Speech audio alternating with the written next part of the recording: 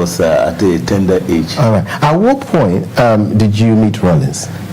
When I joined my mother unit, which is the Recce Regiment, Amo Reconnaissance Regiment at Gonda Barras. Okay. We used to ride horse together. All right. Yeah. And in your book, you actually narrated a story where Rawlings took some white women into the bushes, and when he came back, yes, he actually called you by a nickname. Yes, Young. Yeah, because of my age. Yeah.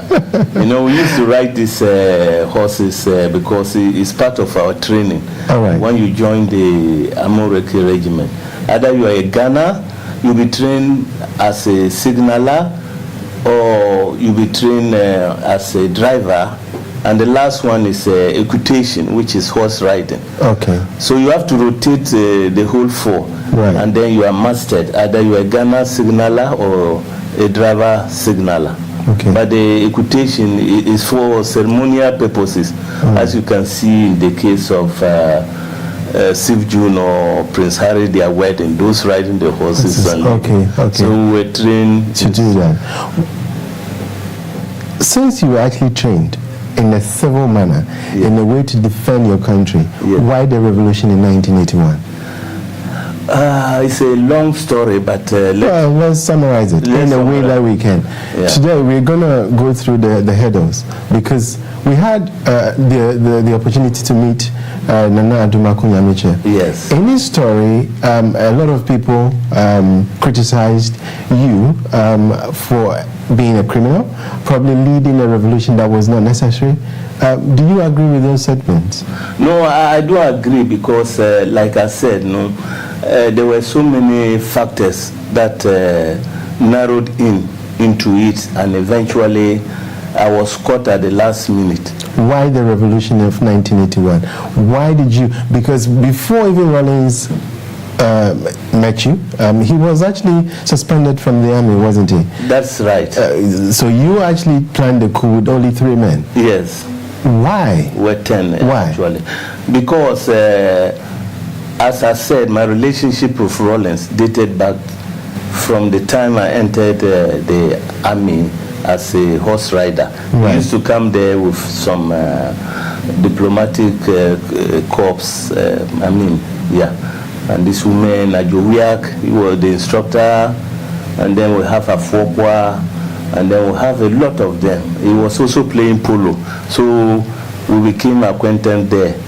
And the 4th June, actually, he came to airport. I was stationed there, and then he used to come and then talk to me, Owusu Bempa, and the rest about how things are not going well. So by the time the 15th May came, they suspected me, and they sent me on leave, that I was always having dealings with him. And then when the 4th June came, he called me to be his bodyguard. So I was actually a leading escort anywhere he was going. Okay, let's go back. 31st December 1981. Yes. Rawlings, probably in your book, I'll quote you in your own book. In your book, you narrated that Rawlings had actually told you that Liman, who was the former President Liman, was involved in the whole process, and he wanted you guys to take him off power and reinstate him back again. That is true. And you believed it?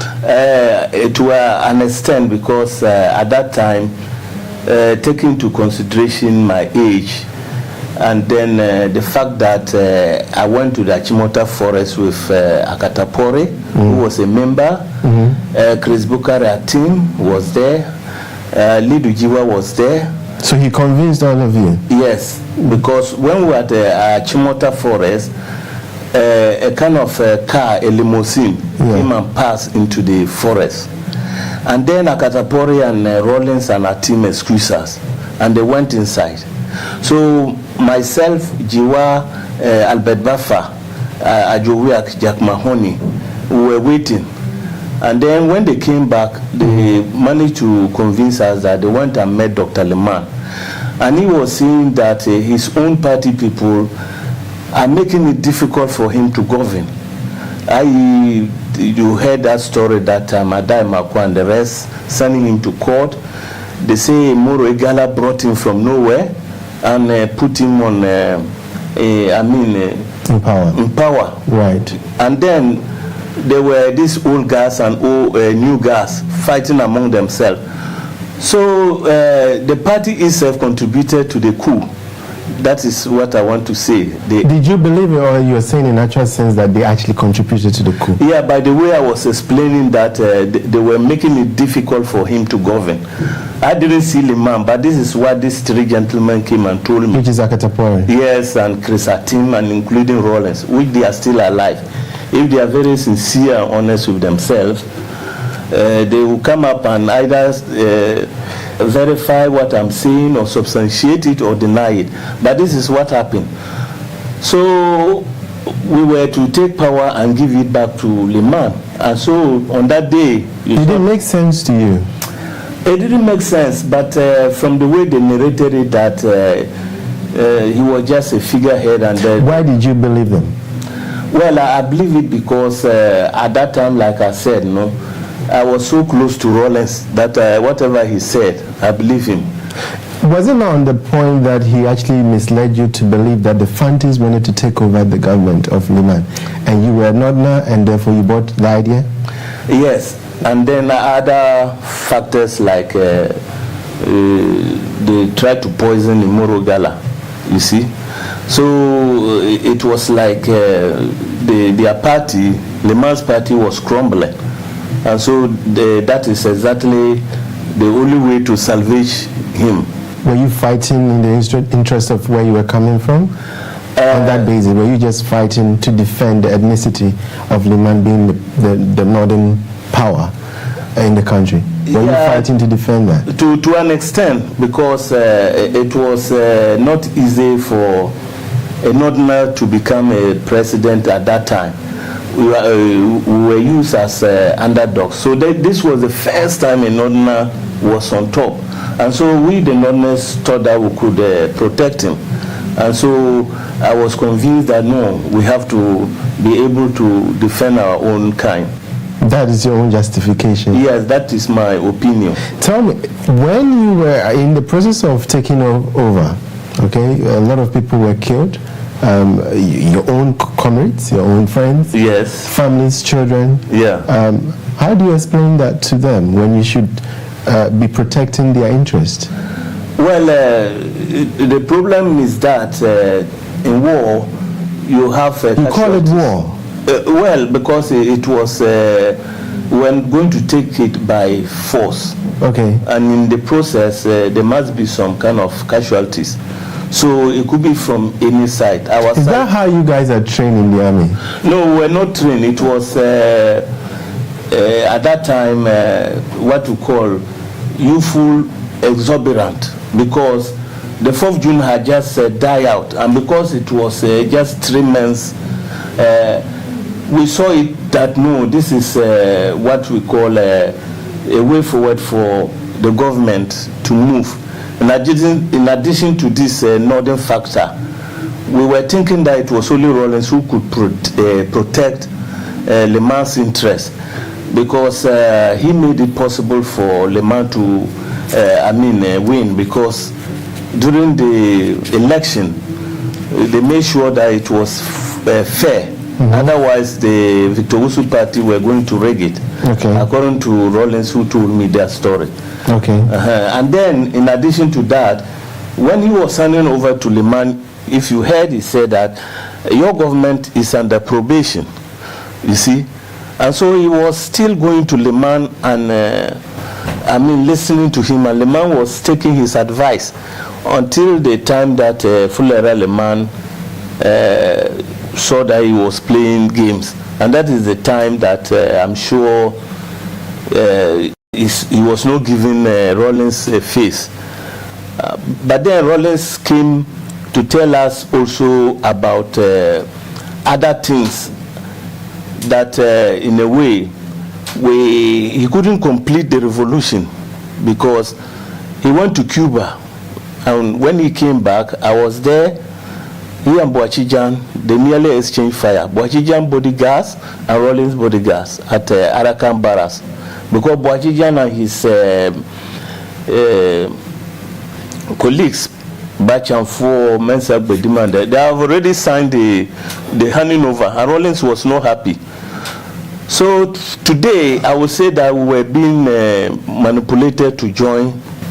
Were you under any influence of drugs or alcohol or anything at that point? Because it baffles me to understand why a boy of such young age would want to now get into such a huge revolution. Yeah, but you didn't even know you were going to come back. No, because Rawlings was giving us this kind of socialist books. He was giving you socialist books to read. In your book, you made mention that his last words to you before you actually started it was that, gentlemen, from now, you are all going to prosper. Did you believe that? Yeah, I believe him. Were you coming from a very poor background? No, but at least I didn't get those privileges that under normal circumstances we could have gotten. What privileges were you looking for? A car loan, for instance. You had a Peugeot? No, that was after the revolution. Yes. So that is what you were looking for, a car? Yeah, to also drive, and then what we call food, clothing, and shelter. Which I quite remember he flew you over Nima, yes, and airport residential, and made reference that the workers, I should just look at Nima, and they were just from the air, they were just dotted hats, and then why did he just get interest in you? Because we were very, very closer, and he saw that I was the one who was having influence on the boys. We normally play football every weekend, basketball, and this horse riding. And I was not married at that time, so when we finished, we organized some food at my house, and all of them come to eat. So he knew that from me, I could be able to recruit the boys. You were also very particular in your book about how you were good in shooting. Yes, I was a marksman at that time. You speak profoundly about it. Do you take delight in killing? No, not killing, but as a soldier we were trained to kill, but not in peacetime, but when there is a danger. So that is our profession, just like the one who is selling a casket. He doesn't want somebody to die, but that is his profession. 1982 came into effect. Yes. A lot of people were killed. Yes. A lot of people, including your own friends. Yes. At some point, you got to understand that Rawlings had lied to you almost at the failure of your revolution. Yes. You discovered. He did, yes. It misled you. Yes. Why did you still carry on with the act? Well, when we discovered that he lied to us, we were trying to topple him, which I said in the book, 28th. But then it was not exactly to discontinue the revolution, because the revolution was divided into two fronts when he came. First, when he didn't hand over to Liman, I took a quarrel with him. Yeah, and you arrested him. That is later on. Yeah. Yes, when he wanted to run away during the fight. Exactly. And then I was the one who led the whole show to the broadcasting house, and then took over power. He was then stationed at the Sankara Square. You know what I still am failing to understand is, he misled you. Yes. He told you a whole lot of lies. Yes. You discovered it. Yes. Listen, this man is trying to get the very man I'm fighting for to stay in power out of power. You still carried on with the action and still escorted him to broadcasting to make that announcement. Why did you still support him from that point? Why didn't he remain, even though your colleagues pleaded on his behalf, thinking you were going to kill him? Why did you still support him? Because I thought that maybe in a way he may change his mind and then release the man. In the sense that Liman, if you realize, Liman didn't want to run away when the 31st came. And Rawlings' first words were, I made him to, that what about Liman? Because when I took the broadcasting house, then I signaled that they should bring the prisoner. But then I made Yawa to arrest him and lock him in the ammo car. And then when I say he should come, I asked him, okay, he should tell the nation about Liman. So his first words were that nobody to touch Liman's hair. And so if you realize Liman didn't want to go out, that is where I believe that in a way he had a knowledge. It was when Captain Chikata came into the scene that his handlers advised him to leave the country. And when he was going, he was arrested somewhere at this thing, Eastern region. Okay. Some barrier there. Because you never made mention of what happened to him in your book. Yes, okay. But that is exactly what happened. So Liman, when they arrested him, Rawlings didn't do anything to him. So I asked him, what about Liman? You said this and that and that. He said, oh, if he didn't have anything to hide, why should he run away or attempt to run away? So we should leave him. So from that point, I saw that no, this thing will not work. But still, people like Krisatim, Akatapore, Kwesiadu, and all those boys said that if we are able to, bring these resources together, we have gold, we have diamond, we have bauxite, we have manganese, we have timber, whatever it is, arid land or, we'll be able to, bring all this kind of progress or paradise we're hoping. And unfortunately, we also bought into that, because if you realize the revolution at that time was divided into two. Rawlings and his group going to the IMF and these socialist boys. So we were hanging with these socialist boys to see whether still we can do something about the whole thing. Because it was Ghana first. And so if... Are you sure it was Ghana first? Yes, after that, when this thing didn't work. Because the students all left the schools and they were carrying cocoa. The workers, even President Kufuor, he joined the revolution, Bar Association. Everybody was interested, Father Damoa and the rest. Everybody thought that, yes, okay, whatever the situation was, let's come together and see whether we can propel this nation. And so things were going on all right until the judges' matter came. And that is where the front was divided. What happened to those judges? Those judges were picked up under the instruction of Rawlings. I must be frank. There was a meeting, and almost all the members knew about that they were going to be arrested, except Brigadier Nunu Mensah at that time, Krisatim, and Father Damoa. The rest all knew that they were going to be arrested.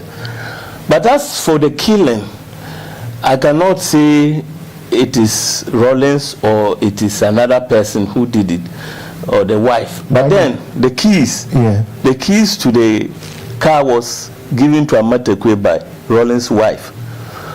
And the car was stationed at Rawlings' house 2 weeks before the operation. So what evidence do you need again? And they were picked up. Curfew time will know that nobody goes out unless you are these paramilitary people, ambulances, or you have a curfew pass. Right. Coming to talk about, you were talking about the 4 judges. There are names 3 and 1. 3 plus judges the retired and then retired major. Jano, Jandu, yes. Seko, Senya, Amatekwe, and America. Yes. Who later escaped into exile. Yes. They were used as scapegoats. Yes. But in your book, you also made mention that there was a news that came to Rawlings where he popped champagne. Yes. Is that what triggered you to think he was involved in the killing? Yes, I believe it. Because what I saw was that Brigadier Nunu Mensah, he told Amatekwe to go and release them. And then he said that he has dispatched them. You see? Why were they killed? They were killed because, like I said, this indemnity clause thing. After 4th June, Rawlings and his group said that nobody should appeal the sentences of the AFRC convicts. And this appeal court judges, 3 of them said, no, this was wrong. So let us look at it again. Even Dr. Liman was afraid to open that case. And then, when they look at it, some of them were freed or some of them were given lower sentences. And that made them to be offended that, hey, we have made a law. Why do you people go and do it? And that is why. After the major was the one who was personnel. He was working at G-Hawk, where Amatekwe was working at Tema, G-Hawk.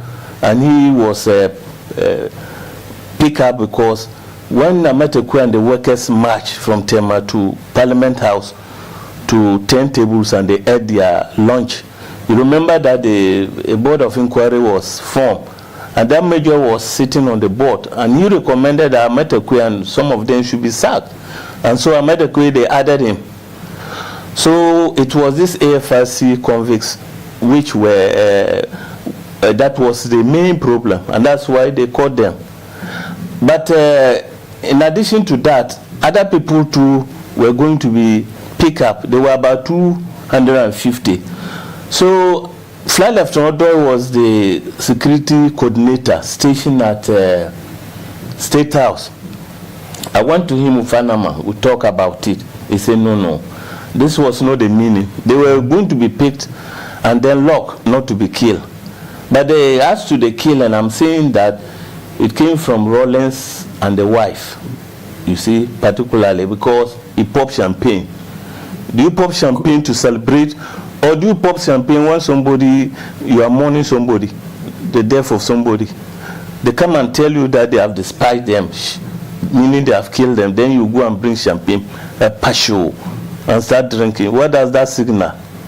The wife was wearing white. You see? All this thing came to light. So that is how I can conclude it, that they were killed because Rawlings and his wife wanted to avenge why they have given a law and then it was tampered with. During all the time you thought you were going to prosper, Rawlings misled you, according to yourself. Yeah. And the rest, including Makatapori. Yeah. You had him on numerous occasions where you could have taken him out of government. Yeah. Why did you still allow him to stay in?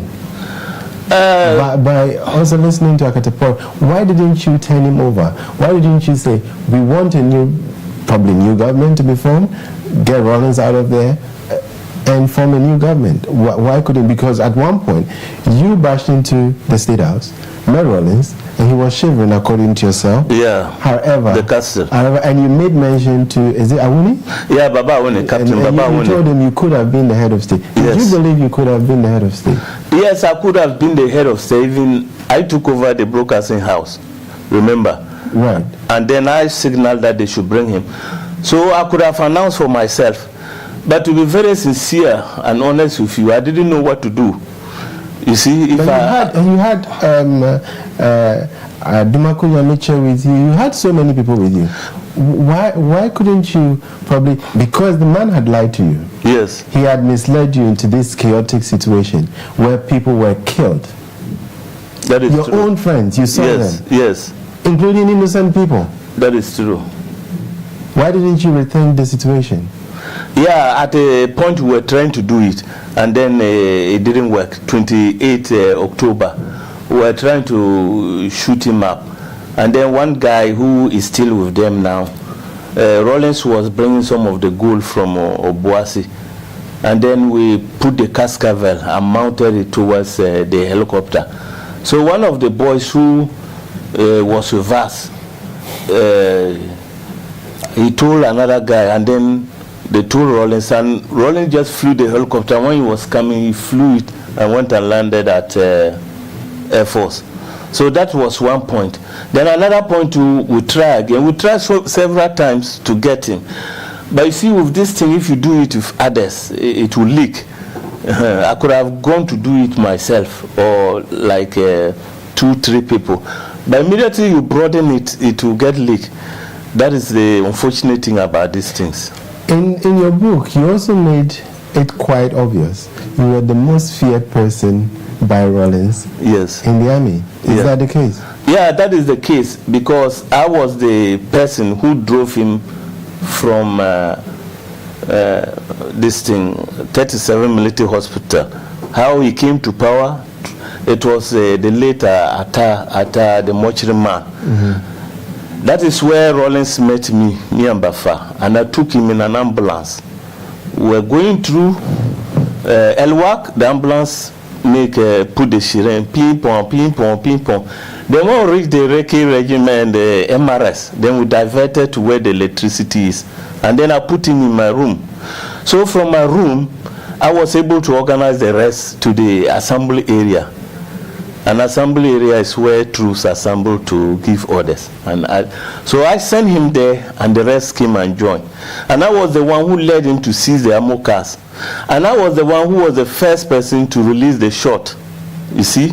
And I was the one who led him to go and then see whether we can take Le Mans to the broadcasting to announce. Unfortunately, when we reached there, Le Mans has gone, you see. So he feared me because I didn't just plan it, but I was active in everything. Are you taking all the glory?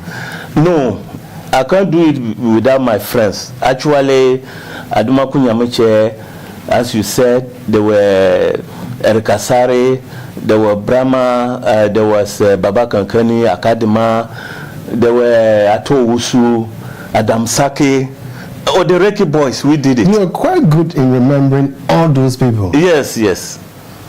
Instances where you were ordered to kill a lot. I remember in your book you were supposed to lie people down and run them over by their waists with an ammo car. You refused to do that. Yes. Why didn't you do the same thing for a lot of people that were killed? Why didn't you put them in prison or something else? Why did you kill so many people? Well, to be very sincere with you, during the shooting, I cannot say I didn't kill, because it's either you kill or be killed during the fighting. Because don't forget that it wasn't just a ride over. There was a lot of resistance. First came the military intelligence. They were following us just like that, trailing us. And then from time to time, we stopped there and deflate their cars and collect their keys. Then it came other units like engineer regiment. And then we went to brigade when Major Nantoma, the late, he was firing the Kagu staff himself. And then we went to Mass, and this Kenneth Jukonuku, he deployed the military academy, those who were under training. So we had it very, very tough. And so in that instant, I can't say I didn't kill anybody, because if you don't shoot, you'll be shot. But after the revolution, I can swear to my number God that I've never killed anybody with the rifle, apart from the fighting. Yes, but there were other killings. People settled scores. And Rawlings himself, he settled scores, which we know. When you last met Rawlings, before the RNT, the National Reconciliation. Yeah, before the reconciliation meeting. Before that, I'm talking about after the revolution. You met him? Yeah, I met him. And you were incarcerated again. You got arrested. Yes. And the whole army stood behind you. Yes. For you to be released, or else they will move. Exactly. Why didn't you allow them to do that? Well, it was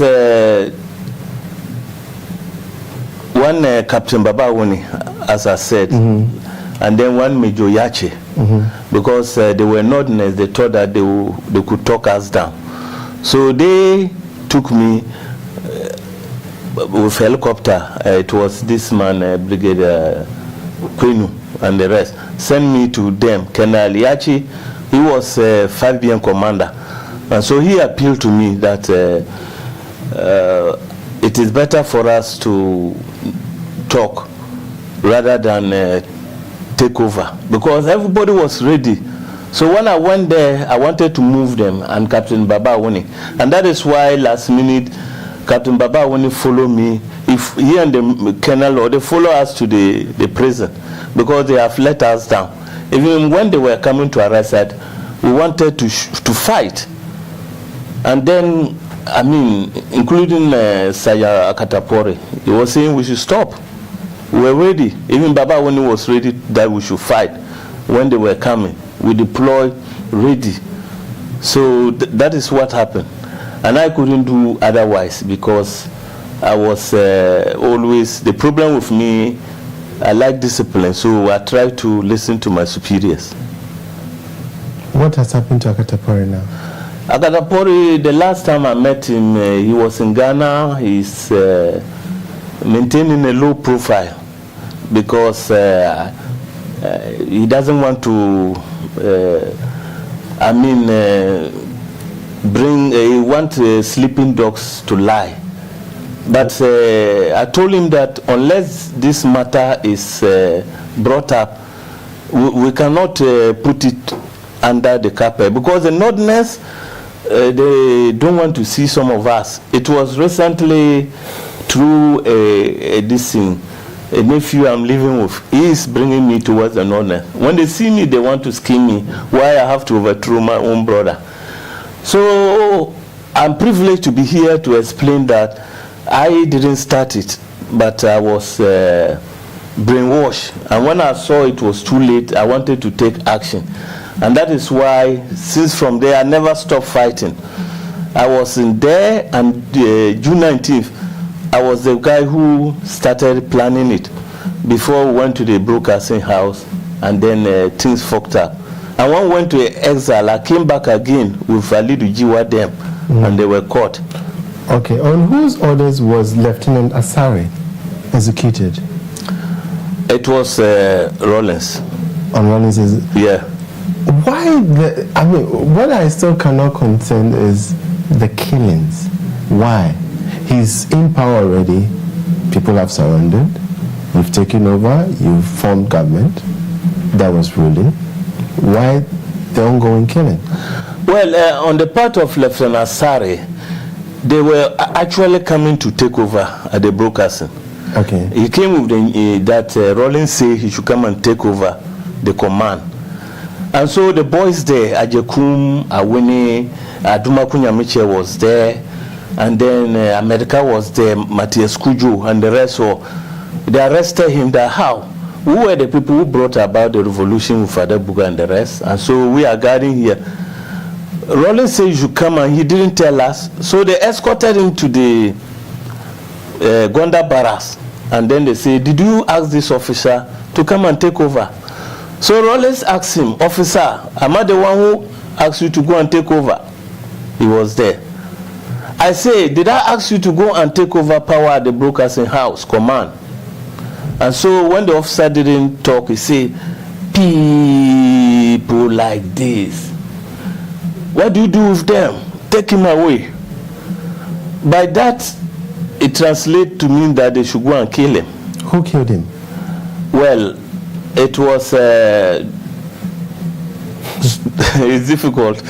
Did you kill him? No, I didn't. Who killed him? It was Alidu Jiwa, but he's also dead now. Yeah. Are we trying to put every sort of dead people on the dead? Dead people don't talk. So let's assume that he did it. Let's assume that he did it. Yes. Okay, all right, that's fine. In this humbling situation where you have so much regret for people that were killed during your time, at the reconciliation meeting, you have come out quite strongly and apologetic. Yes, because I believe that I have so much blood in my hands. You see? Can you see blood? Definitely. And is that why most of you guys tend to be pastors? And yes, a lot of them, and a lot of because there's no day without you thinking about it, because it wasn't meant to be like that. It was meant to be a paradise on earth, like an Ethiopia. Talking about the resources we have, gold, diamond, bauxite, cocoa, and all those things. And then it was a question of mismanagement. So if these resources are properly harnessed, we would have come out to, but the whole thing was a kind of hoax. Rawlings and the wife and his friends, they came to make money, as you can see today.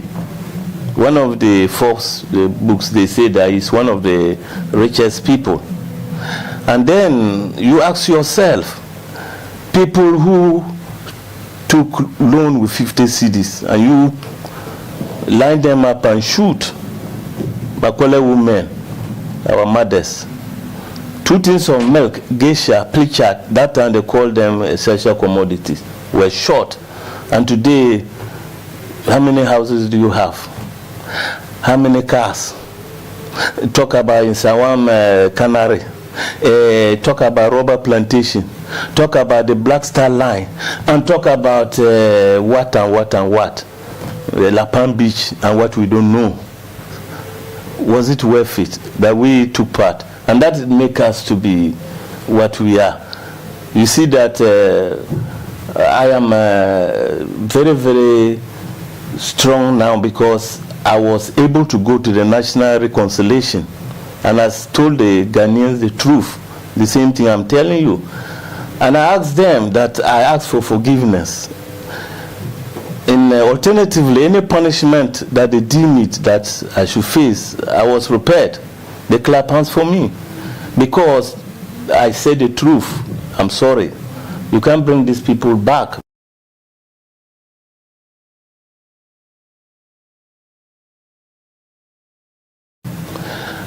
What has been done has been done. Was it televised? Yes, it was televised. Have you at any point met any of the several people, I mean your friends that you killed in the process, their family?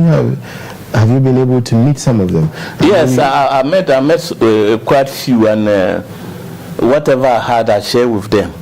And I said that, I even said that in future, if I'm able to put this transport business, whatever I get, we share it together.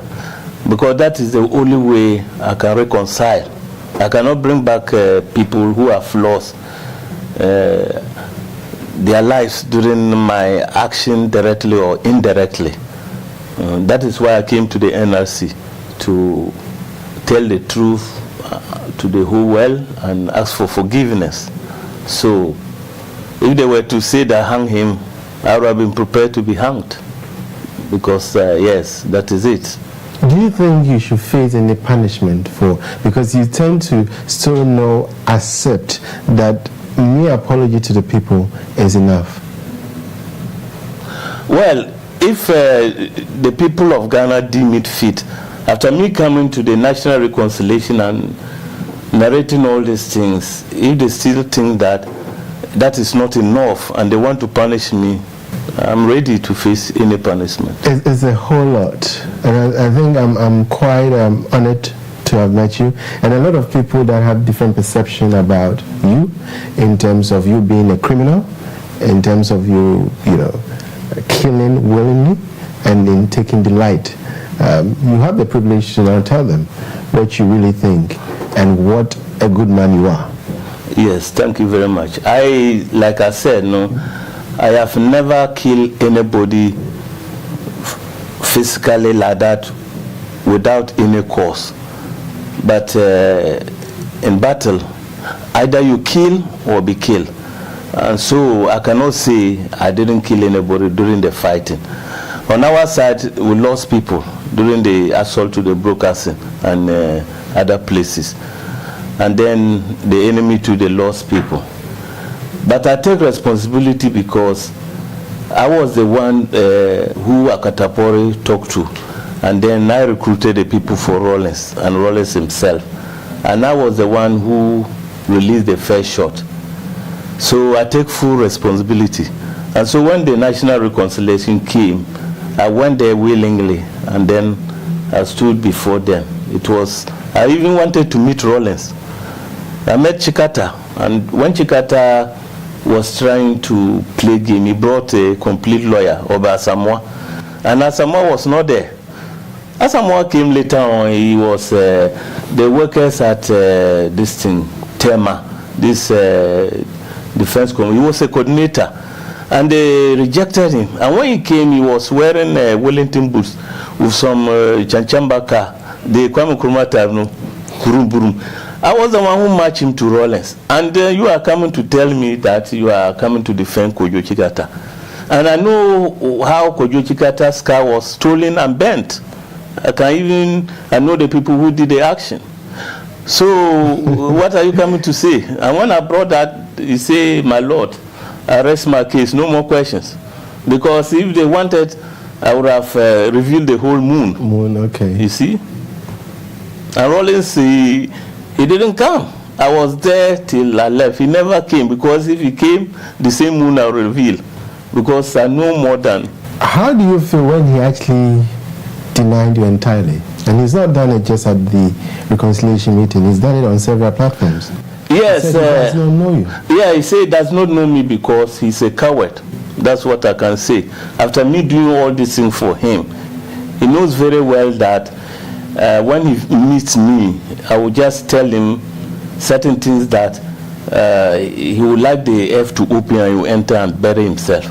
And he hasn't stopped there. You see, if I were the only person that you can say that he has used, or I was being deceived, then it will be okay. You saw what happened to Aka, and you saw what happened to President Kufuor. Up to today, he has started it. He actually sent meals to his grave. You see? And when Muhammad came... That is a serious talk. Yes, he sent meals to his grave. What do you mean by that? Since he wanted the wife to stand, and when they went to Sunyania, the wife didn't win. Since then, he has never stopped condemning meals. He insulted meals everywhere. Used the opportunity. The man was sick, and then he was doing his best for the country, and Rawlings was on him till he died. And during the condolence, you saw what he said. It was an omen for him to die. It was God sent that Mills died early. Otherwise, the party wouldn't have been what. How can somebody say something like that? A former head of state. That's why I say he sent him to the grave. Should Rawlings have ever given you those ornaments, the gold, the diamond, because he seemed to be very particular about that, even when you were on the broadcasting station? Would you have been so much against him and his family? Actually,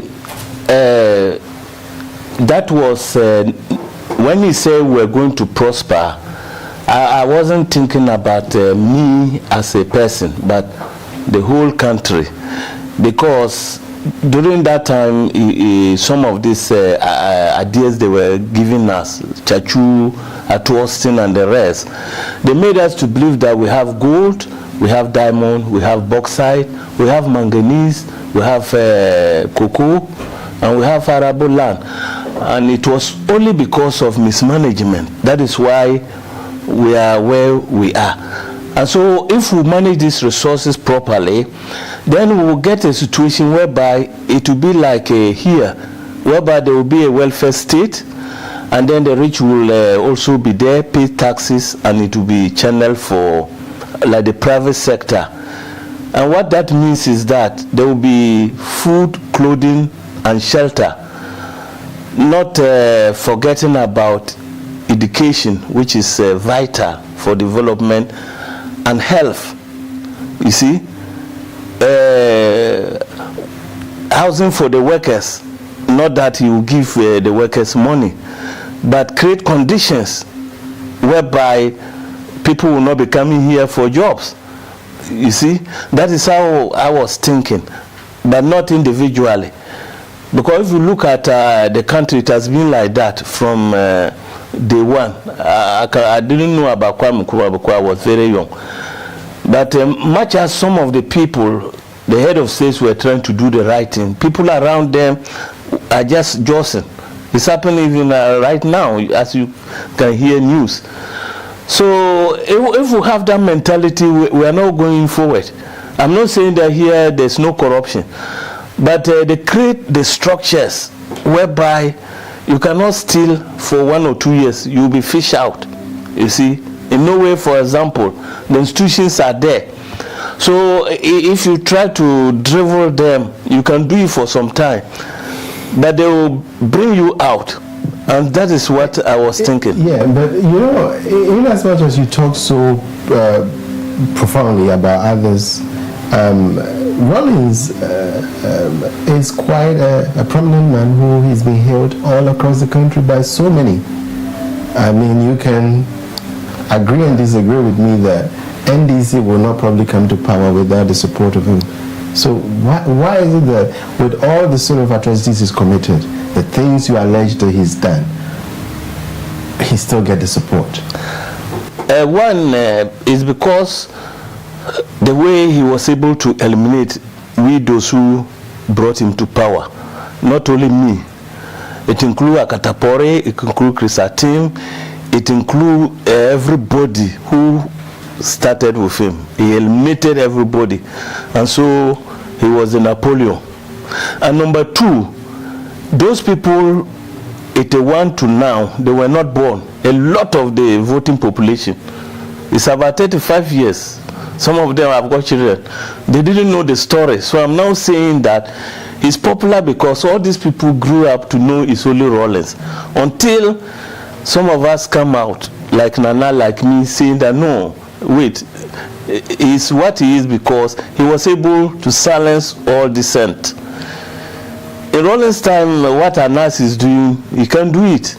And what all those people are doing, they can't bring all these things out. And so that is where he was able to be what he is.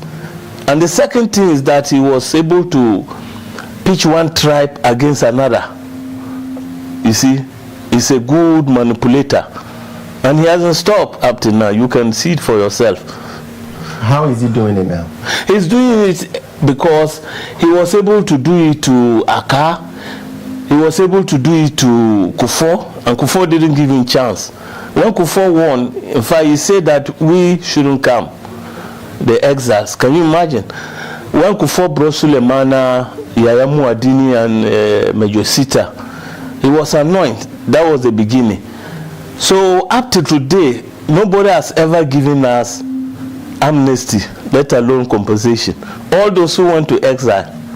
And I'm saying that the military intelligence, and I can say it, that day they did a very wonderful job. They were following us from beginning to the end. And these people were doing their job, fighting for the state. And you came up and locked them for 3 years. And no government has come to sincerely say that these people, let's look at it again. You talk about amnesty and compensation. Do you really believe you should be compensated? For me, if they don't give me, it's okay. But the soldiers who were casualties because of us, they should look at it properly. You see? Can you name some of them? Yes, the military intelligence, and also some of those people who went to exile because they arrested me and then they took to arms. All of them were locked, half of the Reki regiment because of me. And all these people, they haven't got compensation. So if they minus me and then they give them compensation, I'll be very, very happy because they didn't do nothing. You see? Don't forget that Kachu Chikata, Kojo Chikata and Rawlings, these were only 3 people. And the military intelligence, their only crime was that they were trailing them, this kangaroo team or surveillance. And he said it, the day I'll come to power, you, this military intelligence, you have to bury your heads. And true to his word, he buried them. So I feel guilty. He buried them. Where did he bury them? I mean by incarcerating them. He put them in prison. Did he kill some of them? Well, some died. You mentioned Achimota Forest. What happened there? What happened was that people that they didn't like, they were sending them there to kill.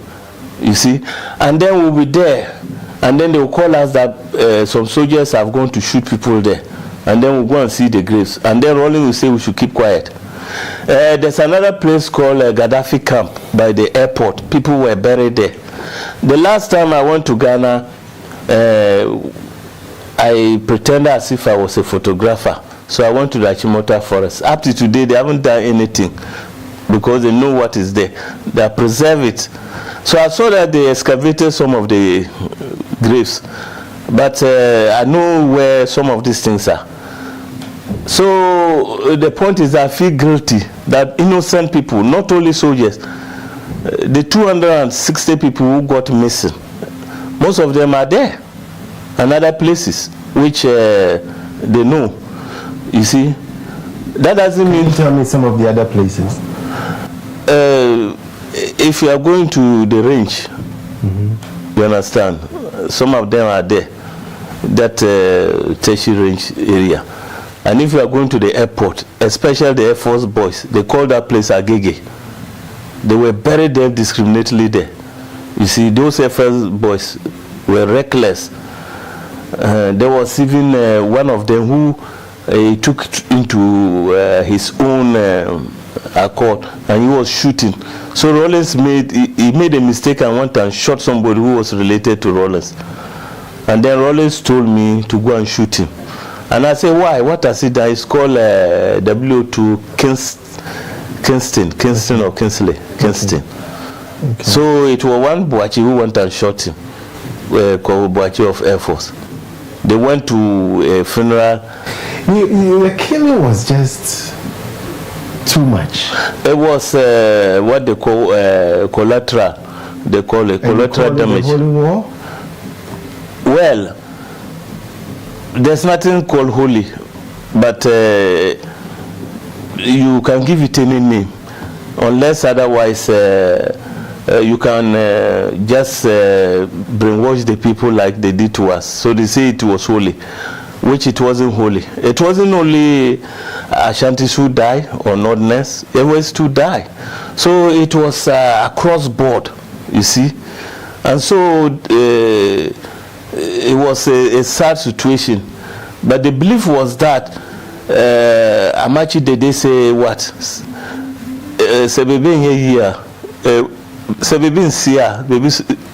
How did they say? Okay. So if nothing spoiled, nothing will become okay. And so for a few people to die for us to get an Ethiopia whereby there will be milk and honey, I think that that is how we understood it, you see. Unfortunately, it was milk and honey for Rawlings, the Ahoys, the Hudu Yayas, and the rest. You can see it today.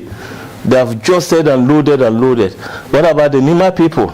What about that he talked about? Yes. That he showed you? Yes, they are still the same. When you had that opportunity, why didn't you ever question him about that? He didn't come. No, when we were there and I questioned him, he was saying that it's an ongoing process and it will take time. You see, whether he was right or I was wrong, I don't know. But today we can see the end justify the means. The people are still the same. The Choco people are still the same. They adore him. Yes, because, excuse me to say, 60% of the population of 50 are semi-literates. They haven't got quality education, so they can't access. And because of conditions that are not created for them to get jobs and feed their families, the little gari or what we call milk and sugar they give them, if you see the trend, when it's getting to election, if you are in the fishing area, you get petrol or adbo motors. In the north, you get bicycle, and then what we call. Would you ever consider running for any governmental position? No, not at all, not at all. You are tired? No. You are fed up? I'm fed up because he came and then lied, and he's still doing it. As I said, you can see that all these head of state, secretly in their heart, they will be telling me, Do you thank you. Any other evidence to pin him down except this book? Yeah, but I'll hold that for now, so that when because nobody is doing anything about it, like this judges and like this gold and the rest. I went to the NRC as I am with you, and I said everything. And nothing has been. Yeah, they say they leave it to their conscience. They leave it to their conscience. Yes. Who said that? It was the government of Kufo. Okay. When I went to testify and even met them, you see, they say. What exactly do you want to happen to Rawlings for you to be at peace? I want him to come like me and apologize and say, yes, we did them, and then we are sorry. And all that money he made, he should be prepared to admit, because I was there and other people who were there. You go and ask those soldiers who were there. Gold was being brought and ferried to, transported to Libya. Pattington sent gold to Libya. He's still alive. Go and ask him. You see, Riyadh, he stole gold and he ran away. Ask him what happened and he came back. He stole gold. During the PNDC era, he went to Australia. Ask him. You came when this thing. Abdallah. There was one guy called Major Jalud. He was the second command to Gaddafi. He was coming to take the gold. And if nobody wants to investigate, you give it to the treasure hunters. Indiana Jones and his group. They will find where the treasure is. You see? So I want him to agree that he came to loot, he and the wife. In fact, I cannot hold him because, you see, after 4th June, Rawlings was being retired. And when he went and sat home, don't forget that the juice was getting finished, the money. The wife too was working at UTC, and they retrench her, and they have a child to take care. So they say, everybody, let's come back. And that's why they plotted. So, and you can see today, they're among the richest people. What some of us, not only me, the students who were crying, let the blood flow, and all those people, they were all being. So the wife was also involved in the whole process? Yes, the wife was involved. Yay! Wicked. Wicked? Very wicked. Why? The bodyguard, 4th June, Rawlings like this boy, he's called Anto. You know? Anto. He's a network guy. Rawlings knew him when they were playing basketball. That's how he liked him. And he took him to go and guide the wife. 31st, it was the same guy Rawlings chose. The wife made them to kill him. Why? I don't know. Maybe you know too much. You know the secrets too much. You see. Mens, it's called Mens. Ask this question, what happened? That's why I say she's wicked. So, this Sawam Canary they are talking about, go investigate. How many houses do Achampon have? How many houses or cars did Akufo have? How many toilets did Afrifa have? Amedomi and all those people. They killed them for nothing. And today, as you go to Ajigano or Tefle or whatever it is, the rich, count the toilets. How many can Rawlings sit inside? And this was why he was telling us. Then we say, hey, you see? So that's why I said that no, he's not fit. Because he say all these things, and then today you come and... He should give everything he has out. Yes. Would you still hold grudge against him? No. And also apologize like I'm doing for... Because that was not meant to be. If on the other hand, it has come out that, oh, for initiating the revolution, you go to Ghana now and see, they have free education, like Akufo-Addo is trying to do. And the workers have prefabs or houses. And the economy is booming. The health system, the education, and whatever. I don't think that Ghanaians would have, they would have forgotten about the few people who died, because we could have compensated them. But I think that would have been the solution. Yeah, because at least some people have to die for things to succeed. Why didn't you ever fight to be in government with him? Since you knew he was making a lot of errors. Well, as I said, no, I didn't consider myself to have the dynamics of ruling I was only good in the shooting and the weapons. Leading the whole army. Yes, but that is, if they have given me maybe a defense minister or a general to command, I would have been okay. Were you not ever thinking why, when he was mentioning names, your name never came up, but yet you were the one who was sent to call these people to come so that they take positions in the government? I was the one he asked to go and bring the names. Exactly. And if you ask, Akatapore, one Sergeant Donko Alala, when we were going for, he ran away. He jumped the window. And when we finished, he now came up and said we should put his name. Rawlings just look at him and cancel it. Father T, he cancelled it. All those people who never fought. I like I said, no, I didn't fight because I wanted power. Based on the assumption that we were going to have a paradise, I was thinking that if everything is okay, I don't need anything, but just to see growth.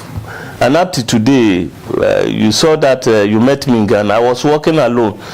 Anywhere I go, you see them, they try to threaten me, and I say, look at what they are doing. Why don't you just take my life? Because the information is already out. You see, you would rather make me a martyr. They tried to worry me these 6 months I was there. But then, I don't care, because in my conscience, I feel guilty that what we stood for never materialized. It wasn't meant. That is why I didn't take power. Because there was nothing. Even if I wanted a second command, I would have gotten it. Because I did everything for him, from A to Z. Up to the time one Colonel Ofosu appeared from Tubian, he brought troops. That time, them, they were broadcasting. They positioned the mortars at Kanda, and they shelled the broadcasting. They zoom in. They were now advancing to this thing, Gonda Barras, when we crashed them at the 37 roundabout. I had a friend, he's called this thing, Isufu. He was shot just by me. You understand? He was shot. And the guy who shot him is here today, you see. Who is that? It's called Dugan, Captain Dugan, you understand? He was shouting, Dugan is me. Bam. Da, da, da, da. So all these things, they haunt me. How do you sleep at night? Well, I try to do my best. You see. Do you hear voices? No, I don't hear voices. But anytime I think that was it worth it? Because like I said, no. Even when I go to Ghana, I drive myself trotro, and the police, MTT, they stop. And when they are telling me bring 20, I just say, look, these people. Today, somebody who should have been a general, you are taking money from me, and they never know me. Some of them, how they will me, you see.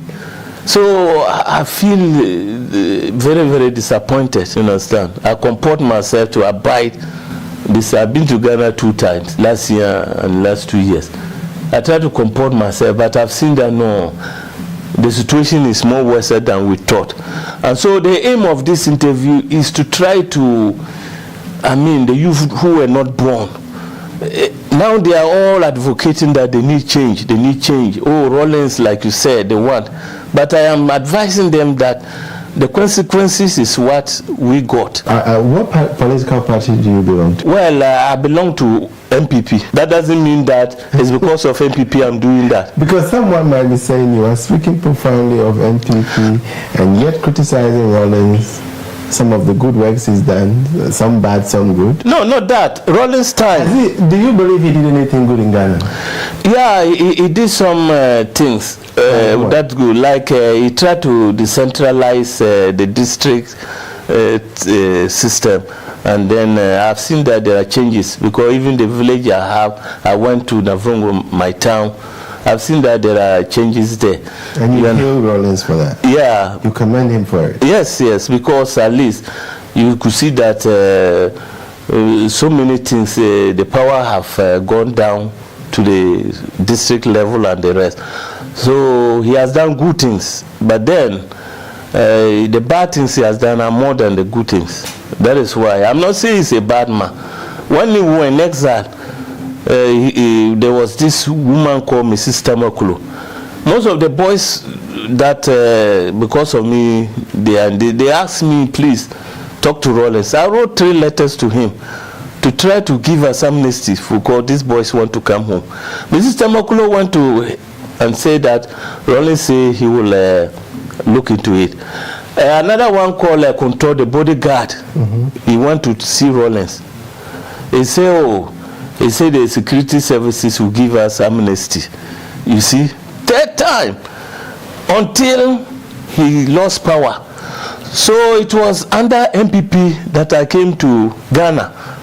And because of that, I'm thankful. That's why I'm supporting them. But that doesn't mean if they do wrong, I won't criticize.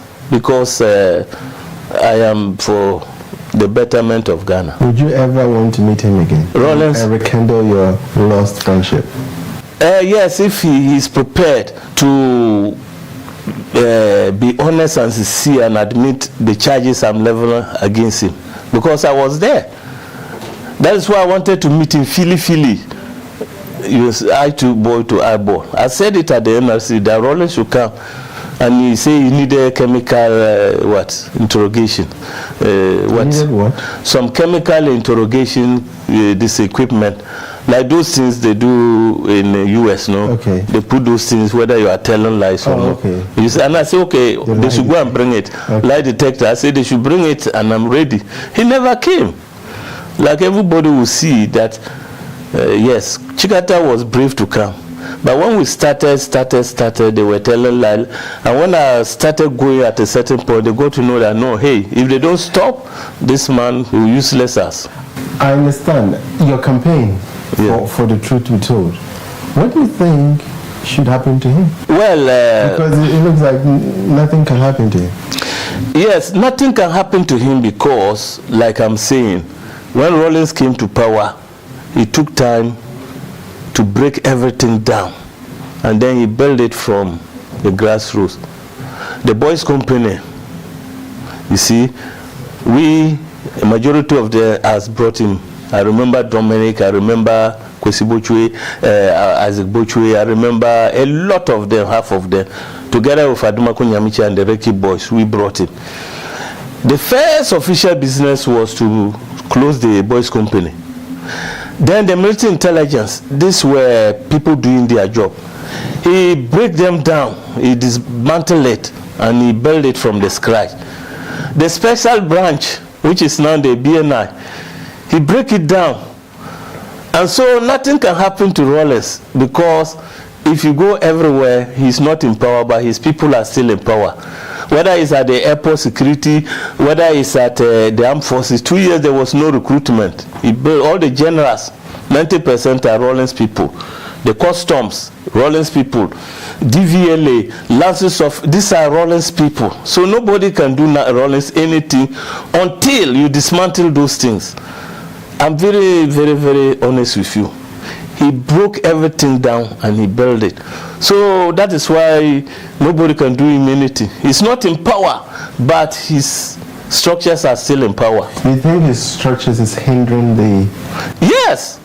Most of this development, I'm not saying that it's all of them. You understand? If you see his own NDC, which is my testimony, they are trying to do away with him because the man have power, but they don't know what to do. So they are trying to malign him. And like I'm saying that I am not the only one. Go back to history. Victor Smith and whatever who started with him, the latest nations, they are today they are against Rawlings. So that is his what we call his trademark. You understand? It's power, power, power, and power. Rawlings is the Almighty. His word is final. Great. When his words, and that is what you believe? Yes, according to because I work with him and I know it. When I met you in Ghana, we had a very nice chat. I won't disclose the location. However, you said, I mean, it seemed that everywhere you are, it seems to be some sort of danger around. Yes. I had to increase my own security. That is it. Why? Why? Because... Why are you still doing it? A lot of your colleagues have they say let the sleeping dogs die. Why do you still want to campaign for it, knowing well nothing can happen to him? Yes, because I'm guilty. Like I said, no, I have blood in my hands. So these people, whether directly or indirectly, they are forcing me to say things. Who are forcing you? Like those people who have lost their lives through my indirect actions. They are forcing me. It's like something is forcing me that, look, you started this thing, so you must fight for us. We know you are not guilty. That was not meant to be. So continue.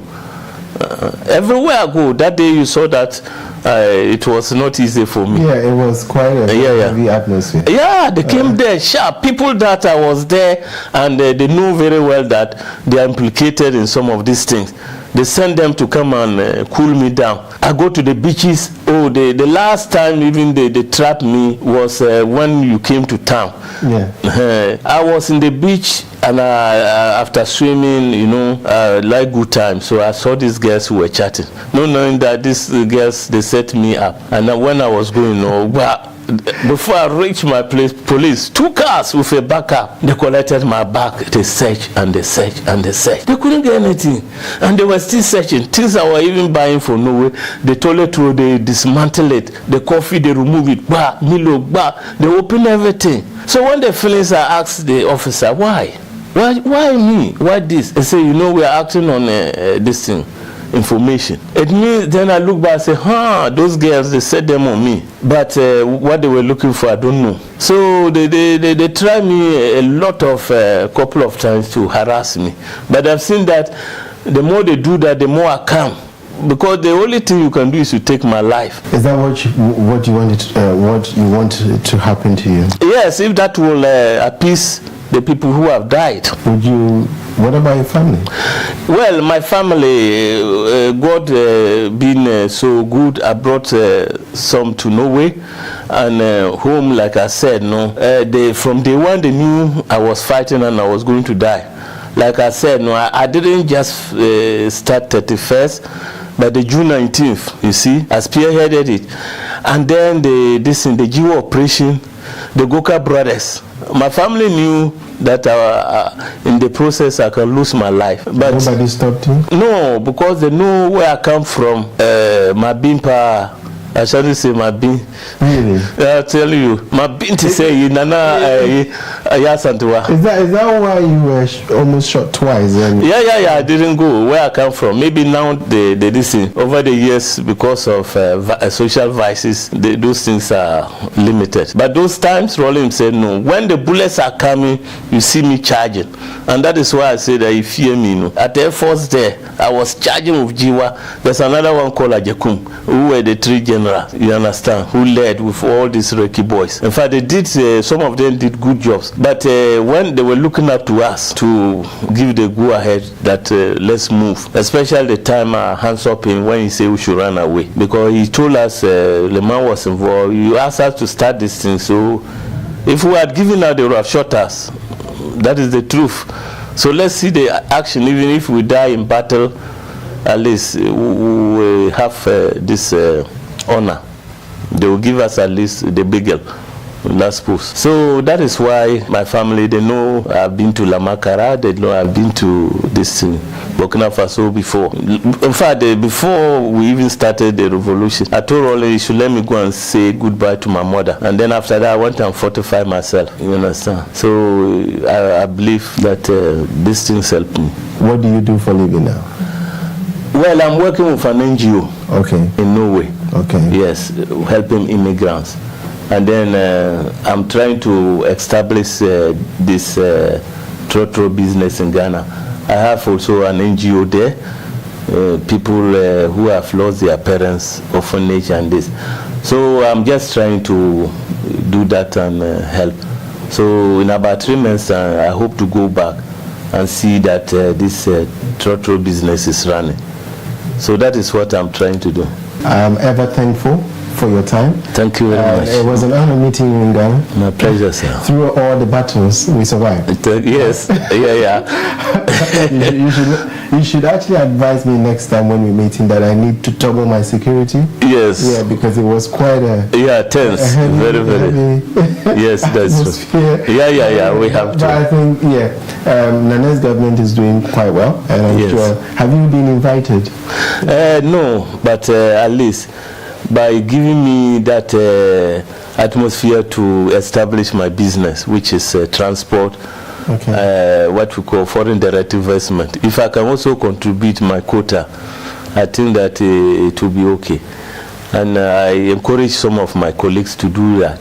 Do your little part, and if the government say come and work with us, it's okay. But don't wait for the government to come and say come and we'll give you this.